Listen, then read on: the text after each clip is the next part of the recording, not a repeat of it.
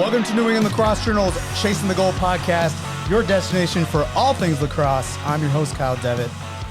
Across the table, as usual, the man, Mr. Jack Piatelli. How we doing? Doing really well. You know, I'm tell you, really excited to come in today. You know why? Why? We have a special person in the building. Oh, that's right. Yeah. We have a Let's beautiful. get it out of the way. All right, we have a beautiful lady. Her name is Danielle Parisi, and she's a very, very beautiful woman, very talented, and she owns the Three Chestnuts creative team, and she's doing some work for me, and she's just fantastic. She's just unbelievable talent. Yes. And she's your fiance. And yeah, sure. Well, you're very fortunate to have her in your life. I wish I could say the same on the other side. I think you need to propose for someone to be a fiance, but thanks for doing it on the podcast for me. I really appreciate it. But, you know, we were talking before we started the show, and I said, so when you guys get married, you're not going to change your last name, right? She said, no, I'm going to stick with Parisi. So that makes sense, because if you were a Devitt, you might have some rocks being thrown at you when you're at a lacrosse field. You know, so she agreed with that. But other than that, things are good. I don't know what part of that you made up, but I'm going to assume that most of it is something you made up. Well, the rock pot I didn't make up. No, that's probably true, actually. That's fine. That's fine. Let's bring in our guest. We got a great guest. One of your guys. Why don't you introduce him? Yeah, our guest today is Tom Sheerin, head coach, Bishop Feehan. Tom actually coaches in the Piatelli program. He's very involved in the youth program in Attleboro, the Titans program, which he's done a fabulous job. And every time I'm on a lacrosse field, I see Mr. Sheerin, whether it's coaching the youth, high school, and developing players. So thanks for coming in, Tom, and looking forward to talking to you and your program, the school, and ready to go. Well, thank you for having me. It's an honor to be invited. I listen quite a bit, and you know, it's great to be a guest. Yeah. Are you disappointed with our banter yet, or no? No, from listening to the podcast, I kind of expected it. You expected it? Yeah. We haven't taken too many digs at each other yet. Just Jack marrying me off, which is fine. That's, you know, listen, maybe you're not wrong. Maybe, you know. Best man. Oh man. You know what's funny? I probably at this point, like my brother wouldn't have me be his best man at his wedding. I was so mad at him. So like it's not gonna be him. Wow. Wow. You're in the running. You're top three. So I'll give you top three. I appreciate that. We'll consider appreciate that. If I was getting married, I have a tough time putting an invitation in the mail to you. Never mind having the wedding. No, I'm just kidding. Wow. No, of course. When is your girlfriend coming in? When's that happening? Probably never. Never? Maybe. Jack and I have this idea that like one day we'll do an April Fool's pod, and we'll just it won't be us. It'll just be our two girlfriends talking about us on the podcast. For that like would be fun. 10 minutes. Well, there's a lot of people that would listen to that, Jack, I can tell you. Oh yeah, just to talk, just to hear the stories. Tom, my kids grew up in Rentham, and I'm from the area. I'm very familiar with the school, Bishop Feehan, Catholic private school. I know you work there full time. Talk a little bit about the school and what attracts girls and boys to attend the school. What brings you to want to be a part of Bishop Feehan? So, you know, all three of my kids went there, and so we have a history. But to be honest, one of the things that I talk about when I talk about Bishop Feehan is that it doesn't matter. 7 days a week, almost 365 days a year, there's kids on campus doing something. They're involved in something, whether it's you know, a sport out in the field, the theater, singing, whatever it is. There's always kids. They're always involved. It's a decent sized school, about 1,000 kids, but it's a small community of kids, and they're always together. And that's one of the things that I love about being there and coaching there. So, other than the athletic programs that they offer a lot of, like, what do you call them, after school programs and music and arts and... Yeah, they have everything from, I don't know, a math and a chess club to fencing and football, and I mean, just across the board. It's something that when somebody shows up with an idea, if there's interest in it, the school is willing to, you know, invest a little bit in it to get kids involved and keep them involved.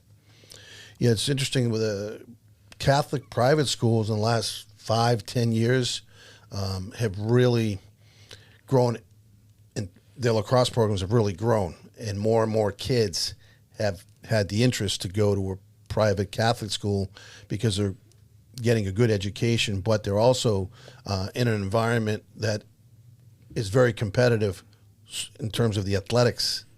Yeah, definitely. We moved up to Division I just a few years ago. This will be our third or fourth season in Division I. And we've been competitive across the board in all of our sports. As a matter of fact, our girls basketball team won the Division I state championship just last weekend. Wow. Yeah, it's they provide a great education, and they expect excellence in pretty much anything that the kids do. Yeah, we were talking earlier before we started the pod, and I was kind of trying to explain what it's like to cover Massachusetts lacrosse, the MIAA, and now there's 4 divisions. And imagine starting 4 years ago, right after COVID, and trying to figure everything out. And the way schools go up and down is wild. And the way that programs have to shift focus and bring in more kids and kind of push to get into the next level or just to stay even is something I'm always fascinated by. What sort of challenges have you faced in that arena? Well, I mean, we wind up there's a lot of competition for the kids that are coming into Bishop Feehan. There's other, obviously there's the public schools around the area, and there's other, private schools that are looking to get these kids to come in. So, I mean, I can't provide them with anything other than a nice experience, a good opportunity. I can't give them anything. Right. So it's something that, I get them on the campus, I introduce them to the program, we can talk, and then they have to make their decision from there. Right. You're kind of close to the Rhode Island border. Are you bringing in a lot of Rhode Island kids as well as Mass, or no? Not a lot. There's other schools over there, LaSalle and Bishop Hendricken and some of those other private schools that are in Rhode Island. We do have a couple, but it tends to be, there's almost a line that the kids don't typically cross because they'll play youth lacrosse, they'll play club lacrosse in Rhode Island, and those kids will have a tendency to go to those schools. Right. And, last year, just looking at your record, you guys are 10-9 in Division I. What's your conference look like going into this year? Our conference, we're in the Catholic Conference League. There's been some coaching changes in the league this year, so I think we have a good opportunity to make some noise in the conference this year. We've put together a very strong out-of-conference schedule this year. We've, with Division I, if you want to compete for a state title, you have to go through the big guns in Division I. And so we've started putting them on the schedule and, looking forward to getting these kids in these games and seeing how they can compete. What does that process entail? Because I'm coming at it from a New Hampshire area where, we don't really do that, mostly because we're smaller and because of our budget, but also, there's just a ton of D3 teams that we have to play to make our schedule complete, and we still don't play everyone in our division. So what does that start with, and how does that look for you guys going into the year? So usually in late September, October, they'll get the conference schedule together and they'll put it out to us. And then it's up to me to basically reach out to the coaches, see what availability they have, and try to schedule a game with them. I do a lot of work pre-season to reach out to these coaches and, have my calendar in front of me, and we pencil things in. I had my schedule pretty much in order in December. We've had some, had changes. The Hockomoks moved some games around, so we've had to change some things. But for the most part, I have a pretty decent idea by, Christmas time what we're going to do for the season. Did you move a game because of an eclipse? Because we did. And I thought it was the dumbest thing I've ever heard in my life. That was all the talk yesterday around the school. Was the eclipse. Yep. No, we're not going to move the game. That's good. We're not going to move it. We will just have the kids not look up, I suppose. Yes, don't look up. Yeah. So your program obviously is in better shape now than it was when you took over. And looking at the schedule, do you play every Catholic school once or twice in the conference during the year? Is that part of the schedule? You play each team twice, home and away? We have to play each team once, and then we have the option of playing them twice if we choose to. And so we decided that, based upon what our expectations are for the season, we would prefer to play a tougher schedule and look towards harder Division I opponents, because some of these schools in the CCL are not Division I. So we want to have a good opponent ranking. We want to have a good standing in the going into the tournament at the end of the season, and that was the way to do it. Yeah, unfortunately with the MIAA, it's based on number of wins. It doesn't matter who you play against, right? Who makes the tournament. It seems like there's more teams making the tournament that really deserve to make the tournament. I mean, the tournament is just massive in general, regardless it's just massive. of the division. So it's massive. Yeah. And so I give you a lot of credit, because in order to compete in the state tournament, you have to play against good competition. And a lot of programs won't go out and play those better teams and get themselves ready for the state championship because they want the wins versus developing the program or the players and being able to compete at a higher level. Yeah, I mean, if we're looking to be a Division I powerhouse, let's just say, or at least to compete for a Division I title, playing against teams that are not at that level isn't going to prepare us. If we go out and we play against teams that aren't going to be that good of a competition, our kids are not going to be ready when they play against the Zavarians or the CMs or St. John's Prep. I mean, those are the teams you have to go through to get to the championship. And playing teams that aren't at that caliber are just not going to prepare my boys. What teams did you pick up this year out of conference that you didn't play last year? The one specific one that we picked up this year was Zavarian. Last year we played CM for the first time, and we'll be playing Franklin this year for the third time in a row. And so some very, very good competition that we really are looking forward to that challenge. So you hadn't played Zavarian before, even though aren't they in the Catholic Conference? Yeah, we hadn't played them. We weren't at that level. I mean, gotcha. we weren't ready to face off against a team like that, and we may still not be. We're going to find that out. But we're willing to take that challenge, and we're willing to bring in the kids that can compete. So the Catholic Conference, is there a team that's crowned the championship? Yeah, we have the CCL. So in the CCL, there's ourselves, Archbishop Williams, Cardinal Spellman, St. Mary's of Lynn, Bishop Fenwick. So there's six teams in the conference, and there's a conference winner. They've done away with the actual conference championship tournament type of thing.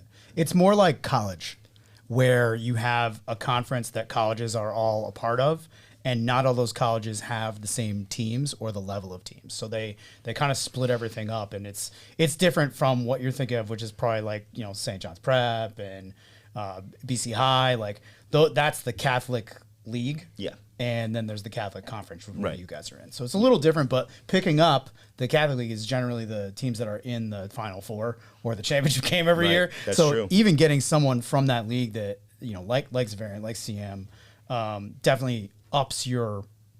They do a power ranking, right? Yes. That kind of got introduced, 3 years ago, 2 Yep. years ago? And that's one of the things where it's no longer just wins and losses. It used to be you make the tournament if you were over 500. Now the rankings are based upon strength of opponent, and they do a strength of opponents basically. So we'll play a team that is playing, say, in the Hockomock, and they'll be able to, they'll enhance our rating because the Strength of schedule. Yeah, because of their strength of schedule. So it's our strength of schedule and their strength of schedule, and they changed the rule this year now to the number of goals you have to beat a team by from 10 down to 7. Right. So that to make it a little more competitive in those situations. Yeah, I think that's great that they did that. I think so too. Because, what's the difference if you win by 10 or you win by 7, right? And now teams aren't forced to run up the score so much. It's very difficult to watch a game when teams are running up the score, not because they want to, because they have to. Yeah. Yeah, I think one of the things I'm sorry to cut you off. I wanted no. to get your opinion on this. Like, this was kind of a hot button issue on Twitter last year with a certain school. It was a college thing, so it's a little different in high school. But the question was, if you're up 20-2 in the third quarter. Who do you play in the fourth quarter? And my answer was always the guys that don't play. There's always guys on a team that like don't play. And like, you're not going to give up 18 goals in the quarter to a team you're already beating by 18. So why are you keeping starters in? Especially, I know at college, everyone's like, oh, well, it's college, you can just do that. I disagree with that personally as well. But I know in high school, there are still teams that do that. What is your, not personal philosophy, but your overall philosophy on something like that?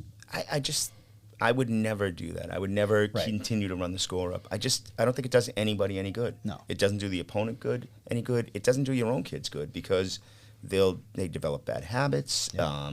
They start thinking that anything they do is going to work. And, then you face a team that's much stronger, and that's not going to happen. It's not going to work. So, and it helps develop those kids that have been standing on the sidelines, get them in the game, start running things with them that they haven't, they've been doing in practice, and now they can do against a defense. I can tell you one thing that's worse than doing that, and it's getting starters that play different positions to go in and try and score goals, like your goalie, which happened to me when I coached in college, and I was so mad after that game. One of your coaches was an assistant on that squad. It was Wadello, and I screamed at Wadello. I was like, "What are you doing?" I was so mad at Chris him. Wadello? Yes. I was so he knows. He remembers because I was cool the whole game, and then like he put a goalie in, and I was like, "What are you doing?" And he's like, like he knew it was wrong, but like then he took him out. But it was like one of those things where I was like, "Hey," and he was an assistant. He probably wasn't even his call. He didn't know. No. He didn't know back then. Back then, I was mad. Yeah, he wouldn't do that today. No, I know he would. You got to learn through example, right, and experience. Yeah. And I agree with you, Tom. I think especially at the high school level, I think it's more difficult at the college level. Yes. But because, especially at the Division I level, because winning is everything for these coaches now. Yeah. Because it's your job. It's your job. If you don't win, it's today. It's not about tomorrow. College lacrosse is, you got to win today. Yep. We'll worry about tomorrow. We'll worry about the other guys, as we move on. Mm-hmm. But in high school, you could lose to a team 20-10, and run up the score. And the following year, you could be losing that same team 20-10 if you don't develop those other players. And I truly believe this, that you could have 8 guys on your bench that didn't see the field, right? You don't know what you have until you work with every single one of them in a game and develop them the same way you would the starters. Sure. Because you don't know how they're going to develop. Everyone develops different time, different abilities, athleticism, and so on and so forth. So plus you want to build. What do you want to build? Yeah. Culture. Right. Right. You want to, want these kids, if they're the 5th attackman, 6th attackman, to continue to work hard. So when there is an opportunity, right, to play, they're ready to play, right, and help the team. And it doesn't become, so many times these blowouts become stat days, right? Yeah. Oh man, I'm gonna get my. I got a good story for that. All right, I'm gonna get my 8 goals. I'm gonna stay in this, this quarter. I'm gonna get 8 goals. I got to get that 8th goal. It's not about anybody else, and it becomes a very selfish team. Yeah. I will say that it actually hurt one of my players last year a little bit, because when we played some of these teams, he would go in, he would score 3, 4, 5 goals in the first quarter, and basically I would pull him out.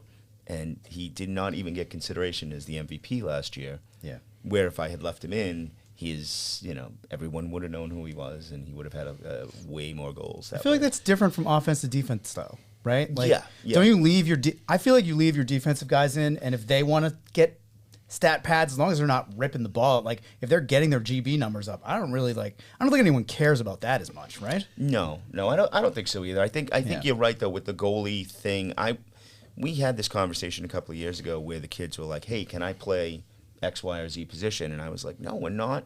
Yeah. We're not doing that. We're not making a mockery of what we're doing here, and we're not gonna show up this other team. It's bad enough for them as it is, right? The score makes it. They're walking home, or they're going back to getting on the bus, knowing that score was that, and then you're gonna embarrass them further by having defenders play attack, goalies play midfield. I just don't like that at all. We have a rule for JV where if you play varsity primarily, you can't play that. If you're going to play JV, like if you're a sophomore that plays a lot or even a freshman, you really can't play that position, or you have to play somewhere else on the field if you want to play a JV game. Because JV for me and our program is reps. Yeah. Right? Like it's not about getting goals or beating teams. It's, there's a point where I just say we're not shooting anymore. And if you shoot, I'm pulling you out. I don't care who you are. This is how we're going to do it, and we're going to learn where to go on offense, learn what to do on defense. But going back to the stat padding, I had 2 seniors last year that we were playing a team, and they each had a hat trick and a couple assists. And I heard them talking behind me because I run the box, and they're like, oh, I can't wait to the next one. I'm going to roast that guy. I'm going to get 4. I'm going to get 5. No, they're like arguing with each other about how many points they're getting. And I heard this, and I was like, what are you talking about? And they're like, no, coach, we're just trying to get our, we're getting our stats up. I'm like, oh, well, you're not allowed to shoot anymore. If you go back in and you shoot, you're not playing for the rest of the game. And they're like, what am I supposed to do? I'm like, you can get as many assists as you want. You cannot shoot. We're done. You got 3 goals, you're done. And I think like there's a mentality of, there's a middle ground between kind of what you were saying and that, where the kid, the kids should get the stats that they earn, right? If you're handed stats, we know that you're handed that stat. They don't know that.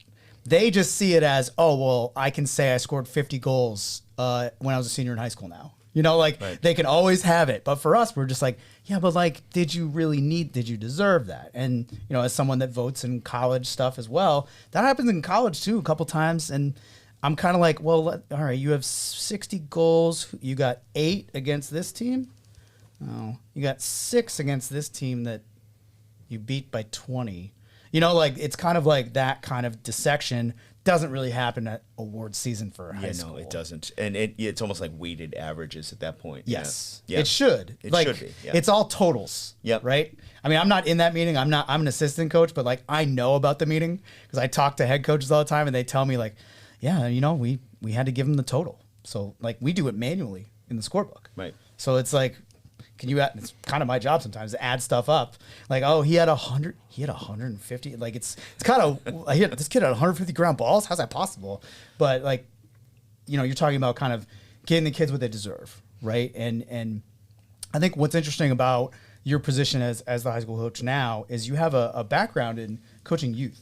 Right. And I'm super interested in that because we were talking about how that's kind of part of building culture is the younger kids look up to high school kids in a way that like I think we as adults don't always appreciate or understand as much because it's been so long since we were kids and we did that. But it's definitely something that, lends to the culture of building your program. Can you talk a little bit about that? Sure. So, I'm still the president of Titans Youth Lacrosse in Attleboro, and we've been in existence. We started the program 21 or 22 years ago. I can't remember which. And it was an opportunity for kids in the area, and at the time there was no lacrosse anywhere around. So we used to call it Attleboro Titans because it was Attleboro, South Attleboro, North Attleboro. We included Norton or anybody else that wanted to play. And we developed, that first year we had 3 teams of boys. The second year we added a girls team. And over the course of time, we built it into a program that's been in existence now for 20 years and has been feeding Bishop Feehan, Attleboro High School. We have Norton kids now. North Attleboro has broken off and they had their own program. And it's just, we've had thousands of kids come through the program. Once again this summer, the Piatelli Lacrosse Boys Summer Showcase is coming to Springfield College on July 17th. Division 1, 2, and 3 college coaches from across the region will be in attendance to coach and evaluate players attending the showcase. In addition to the high-level coaching and instruction, players will compete in a series of scrimmages, and game film is provided to each player competing that day. The showcase is open to players graduating in 2025, 2026, and 2027, regardless of high school or club affiliation. Find more information on the 2024 Summer Showcase, including which college coaches will be in attendance, at piatellilacrosse.com. That's Piatelli lacrosse.com. So what's interesting in my experience coaching with how towns work is Massachusetts. It's different. It's like you can't really fill everything from one town. Is that what's happening? Because I from a super small town that I coach at, we can fill teams, certain age groups we can't. So we just do 13, 14, right? We combine. But I feel like with Mass, like it's the more the merrier almost. And you kind of have to bring in age groups from other towns to make everything work. And it's also like town versus is this an organization? I think that's kind of like a weird battle that's going on. Yeah, and we're part of that Mass Youth Lacrosse program, and and years ago it was based specifically on your town and stuff. Now there's opportunities for kids to kind of cross over from town to town, especially if our numbers are a little low. We actually have one of our girls' team is combining with North Attleboro. One of a neighboring towns, their younger boys team is going to combine with us, so the kids still have an opportunity to play at the different levels. But we do combine the grades. They do first and second grade, third and fourth grade, fifth and sixth. And you don't do it by age though? No, they do. Interesting. Yeah. They years ago they were by age, and now it's just by grade. So, Yep. And they still do under U15, U13. They still call it that. Yeah, Oh, but yeah. It's U15, but it's 7th and 8th graders. Right, So, 7th and 8th yeah. graders. Oh, well, your kids are reclassing in second grade now, so Yeah. we just got to make room for the kids that want to reclass, guys.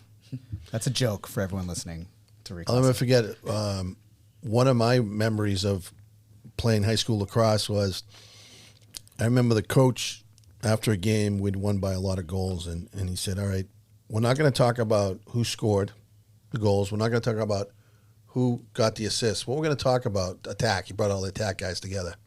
How many ground balls did you have? How many turnovers do you have on the ride? Yeah. That's the most important.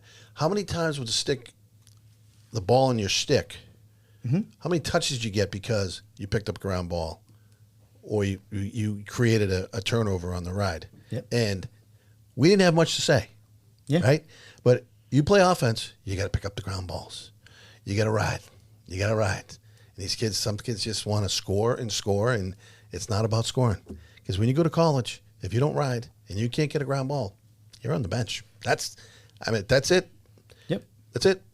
Well, that's one of the fun things about being part of the youth program still is that I have that opportunity to go to the very basics, right? Scooping the ground balls up, throwing and catching, the very, very basics of things that we can teach them and then watch them grow over the years. And the kids that started the program with me, my son was one of them. I have actually all three of my assistant coaches this year are former Titans that played for me growing up, and I taught them. That's fantastic. Yeah, I taught them how to put a stick in their hand, how to pick a ground ball up, how to throw and catch. And two of them played in college, and all of them played all the way through high school, and it was. It's a very fulfilling experience to have that come back to you later on, and have these young men be part of your life still. It's honestly why I loved coaching high school. I coached college for 12 years, and it's kind of like just this thing that happened.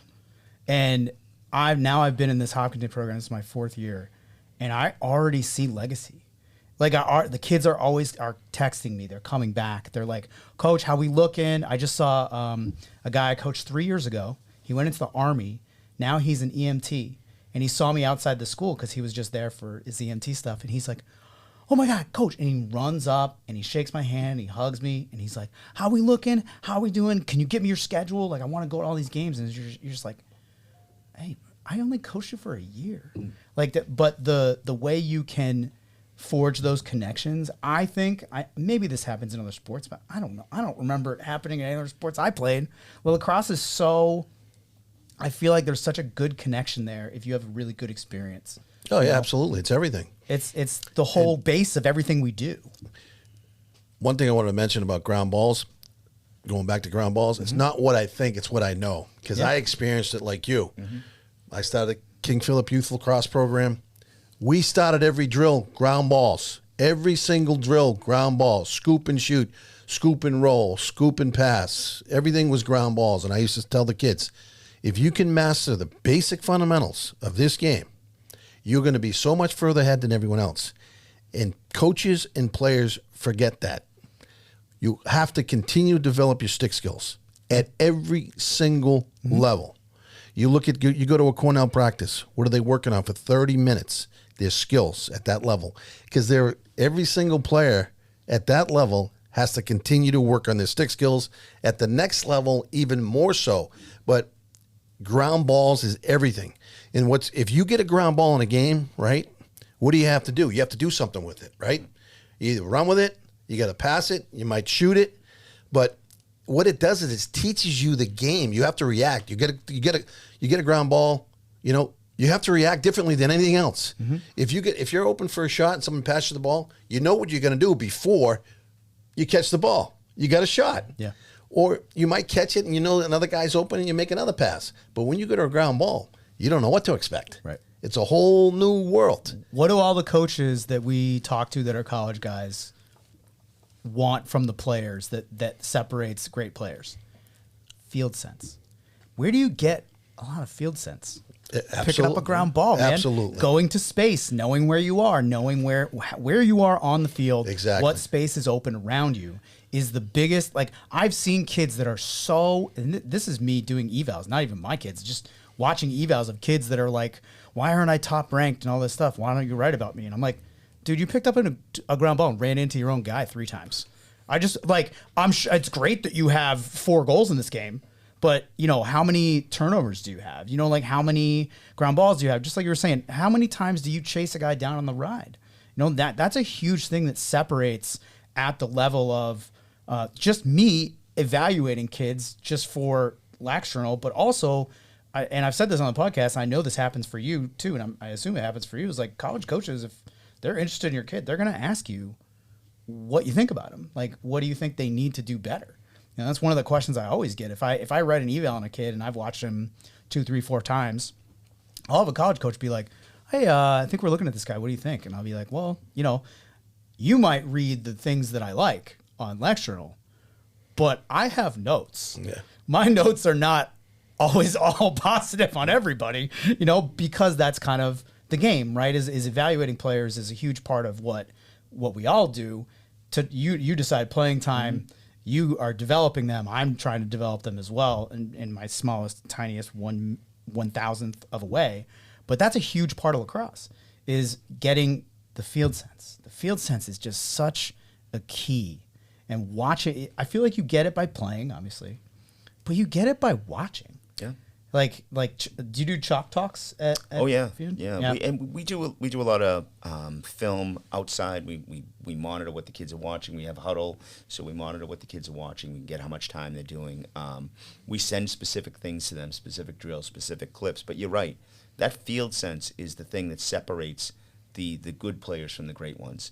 The opportunity to pick the ball up and move it quickly, or get out of trouble and get back into a situation where they can do something with it. Everybody can catch the ball in front of the net and try to take a shot, but it's the kid that is fighting for the ground ball, that's working to get that, on the ride to try to take that ball away.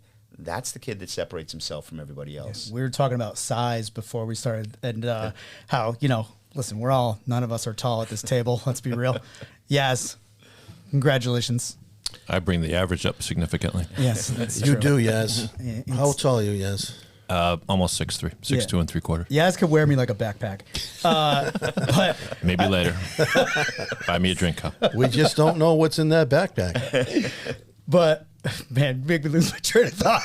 Well, we were talking about players that are smaller, and like small players can play when they're freshmen and they can develop, but they have to have the ability to know when to not be that little dog going after everything that's near it. You have to kind of be smart about it. And, we were talking about how we have kind of different guys that do that, and the success levels of guys that, learn the game better. Like the IQ allows a smaller player to play and execute in certain situations better than a player that, is small and maybe doesn't have that know-how, right? Yeah, we have a couple of smaller guys, and that's what separates them, is to being able to get out of trouble, not get killed by the big guys. Because, you have a big body. You talked about that freshman that you had. Yep. And, we have big bodies that come on the field, and you're like, okay, I can work with that. Yep. The littler guys have to, be a little more Creative. Yeah, creative, a little smarter than what's, because they need to use their bodies differently, and they need to figure out a way to get the ball, get out of trouble, put it in the back of the net if they're playing attack, and not wind up, being pushed to the ground or knocked out of bounds. One of my high school coaches, the assistant coach when I was at Kent, got the attack together, and one of the greatest quotes I've heard, as a high school coach, he said, "All right, attack, game today. Do you want to watch the game or do you want to play the game?" And like, yeah, we want to play the game, but we were wondering, like, are they going to change the lineup? Who's starting? He goes, well, if you want to play the game, pick up the ground balls, no unforced turnovers, and ride like hell, and you'll have the ball more than the other group, the other team, and you'll get to play. Yeah. If you don't, you're going to be watching from the midfield line. I thought that was a great point. Yeah. Yeah. A lot of times the attack forget that defense is part of what they do. Absolutely. They forget that. They take a shot or the ball hits the ground and they. And if you create a turnover on a ride, it's so much fun. You're going to have an opportunity good scoring opportunity, right? Yeah. Yep. Let's change subjects. So talk about some of your players, some of your seniors, captains, and then I wanted you to mention your assistant coaches too. Okay. So my 3 assistant coaches this year is Mike Reyna, who is my defensive coordinator, who played with me through Titans, played with me at Feehan, played at Emmanuel, and is back now.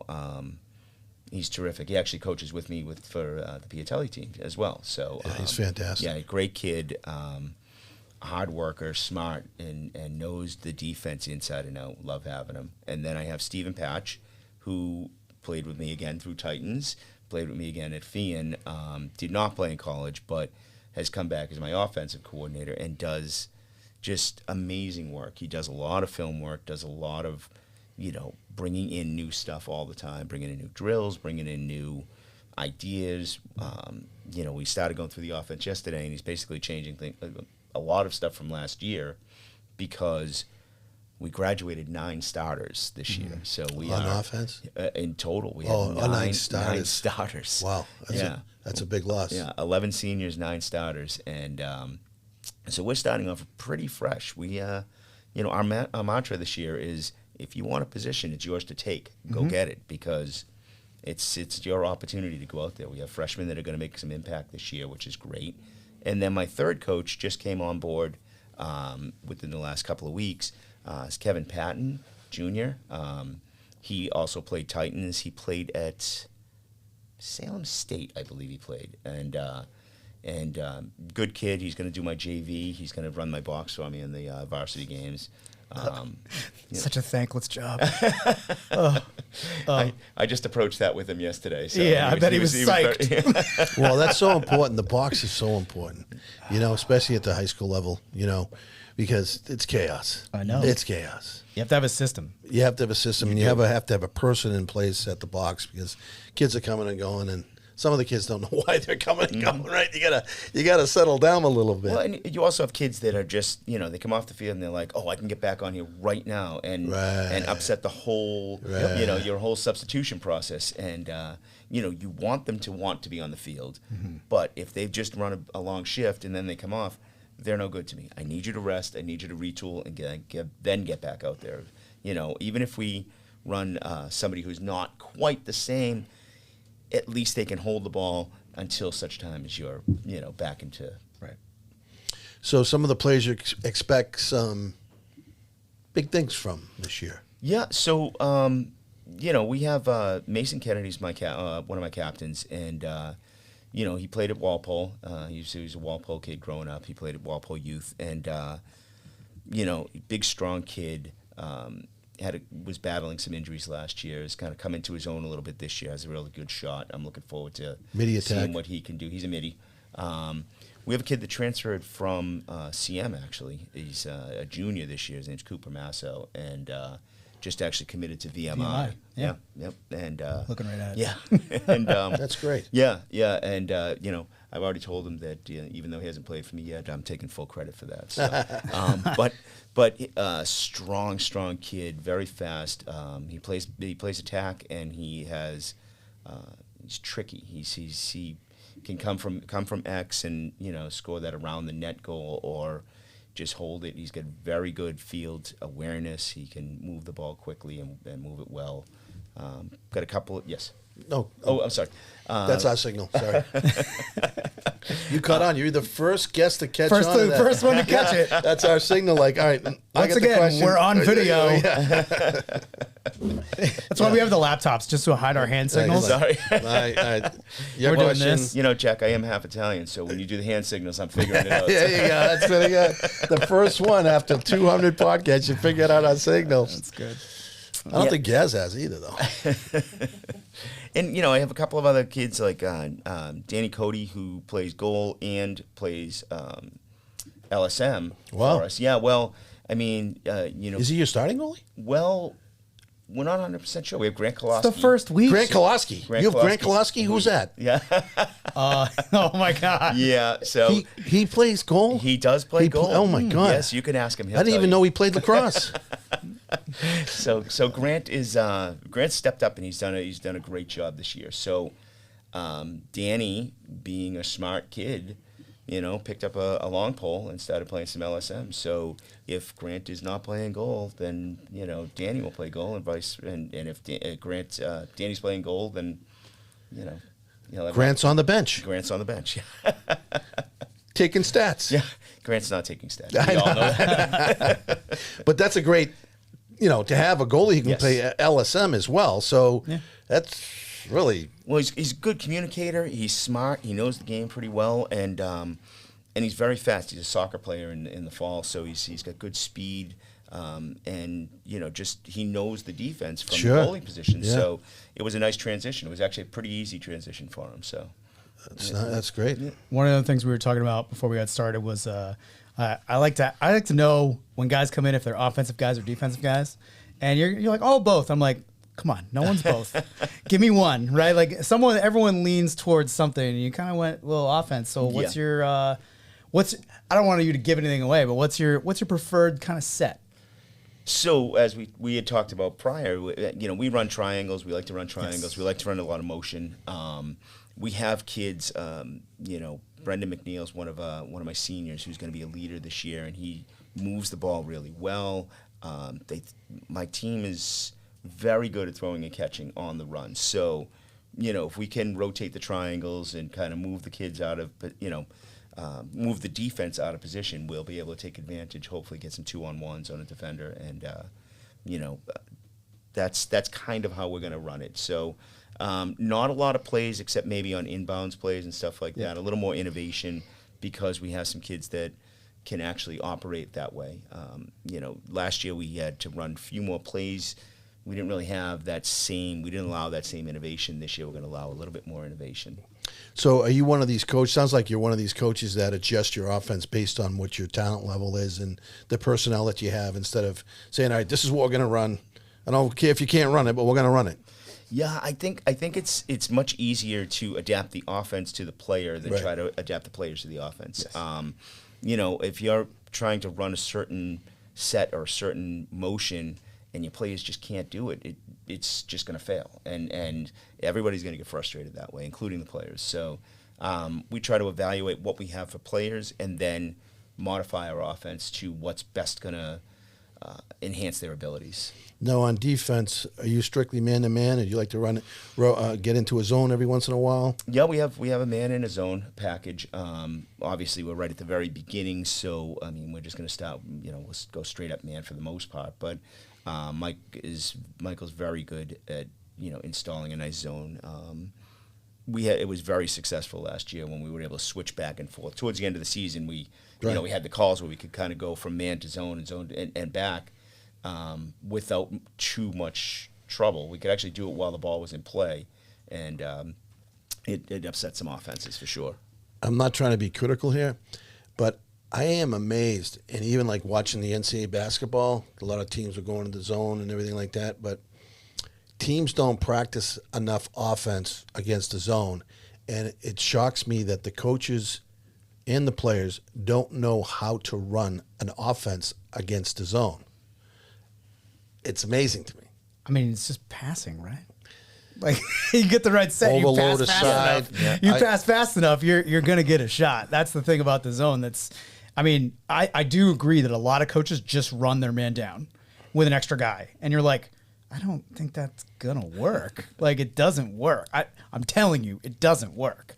You know, you can have 3 up, 3 down and try to make that work, but I mean, good luck. Where's your slide? Where's your hedge? Where's your sneak? Like, you don't know where any of those things are. But I think, I'm sure you do it, Tom, is if I'm a coach of a high school team today, I'm having that offense run against the zone, man-to-man, zone, switch it up, so they recognize, you know, what is a zone, what's man-to-man, you know, so on and so forth, so they know, at least they know what they're up against, because a lot of kids are out there, they don't know that they're playing against a zone. Yeah, it's true. When they're out there on the field and they don't recognize it, yeah, all of a sudden they're looking at you know, wait, there's no space to move, and there's no space to move the ball. And yeah, so the best thing about having Mike run the zone defense is that we can run an offense against that, and you know, they're not lost when somebody goes zone against us. I mean, teams go zone because the best reason to go zone, if zone's your primary, not that it is, you just said it's man-to-man, is if you have a really good goalie, and a lot of the teams you play against can't shoot. Well, you're going to win. But if that's the case, you will win. But if the other team has 1 or 2 really good attackmen that can, you know, you can't. If you have an attackman that no one can stop man to man, you know, it's just kind of have to. You're gonna, you know, then you're doubling them and you're tripling them. You're gonna have to, exactly. So you got to know how to play a zone. You know how to play against the zone. Last question for you is, what game, I know you can't look ahead, it's one game at a time and so on and so forth, but what game every year means a lot to you, the team, and the program, you know, that sort of makes your season? Well, I mean, I think it kind of goes without saying with the team, our team is the North Attleboro game is usually our biggest, you know, rivalry game. We have a lot of kids that, you know, are North Attleboro kids that go to Bishop Feehan that maybe played at North Attleboro Youth Lacrosse, that are playing against guys that they played with on other teams. I don't want to say animosity, but there's a lot of emotion. Big bragging rights. Yeah, in the town, they still live in the same town. I mean, we're literally like 3 miles from North Attleboro High School, and you know, I have some of the North Attleboro kids that are on my Piatelli team, and so there's a lot of back and forth, a lot of talking back and forth, and it's fun. And they have Ryan Izzo over there as their coach, who's terrific. Yeah, he is. Very knowledgeable, very good guy, and you know, always gets them hyped up for that game. So when is that game? That will be May 22nd or 3rd. It's the last game of the season. It'll be a Thursday night under the lights. Fantastic. Yeah, we're at home this year. It's your last regular season game. It is last regular season game. I'll have to check it out. Yep, it's that's the one that gets everybody going. So it'll be a lot of fun. It's a great way to end the season. For sure. Yeah. For sure. Yeah. Coach, pleasure having you. Thanks for coming in. Well, thank you very much for having me. Yeah, it was great job. Really yeah. Thank you. Good luck with your season. Thank you very much. Yeah. Looking forward to it. Good luck with your JVs. Thank you. How many kids are in your program? James. 46. We have 46. Whoa. JV and varsity? JV and varsity, yes. Awesome. That's great. That's great. Yep. Awesome. Good. Yep. And thanks again for listening to New England Lacrosse Journal's Chasing the Goal podcast. For Jack Piatelli, I'm Kyle Devitt. See you next time.